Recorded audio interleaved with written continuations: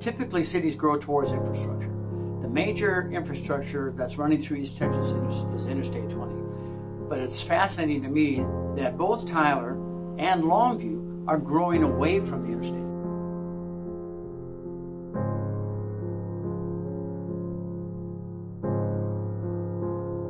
When I was growing up here in the 50s and 60s, we had a swimming pool at Fun Forest in North Tyler.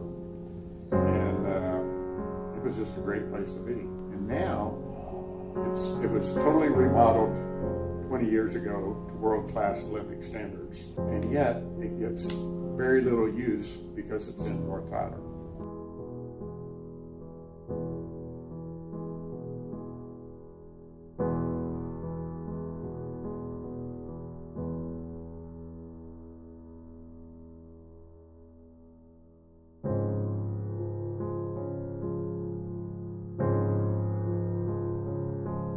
You don't have to be here 3 days and drive through Tyler, and you can see it's a very segregated city.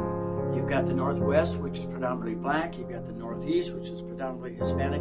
But you have the South, which I would define as south of Front Street, certainly south of Loop 323, where you have mostly white, but a mixture. And here's the interesting thing. I've never known of any instance where someone of color wanted to move into a neighborhood in South Tyler and was resisted or given some kind of pushback.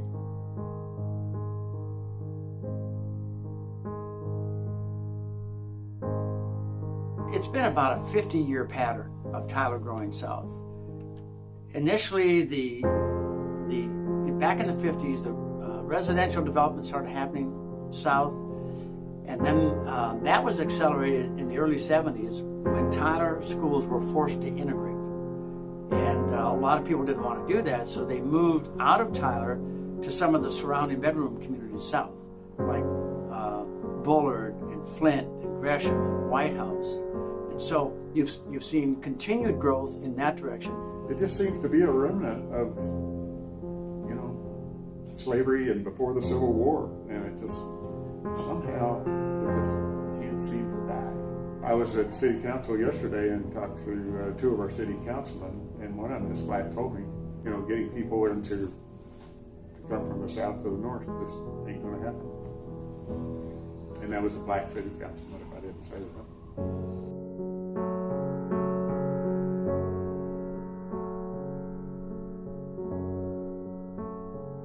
Lack of knowledge, I think, is one of the primary things. Because knowledge is really powerful. Like in Hosea 4:6, the Bible says we destroy for lack of knowledge. I think lack of knowledge is a big thing. Education, reading and knowing what the challenges are. And so sometimes people are so discouraged or they're so frustrated they don't really take the time to read to find out what's going on and how they can really make changes education-wise. So a lot of families, especially in the inner city communities, do not have a father in their life or in their home. And so that's a big factor. When you look at like obesity, homelessness, illiteracy, research has shown that children without a dad in the life of their family, they're more apt to be illiterate or have health challenges because the dad is not there.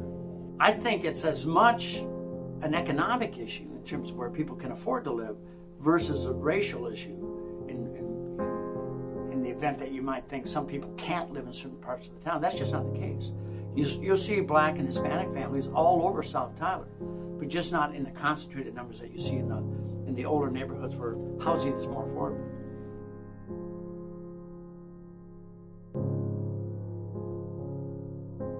When you learn each other's culture and respect each other's culture, then it helps you understand the individual, to understand the person.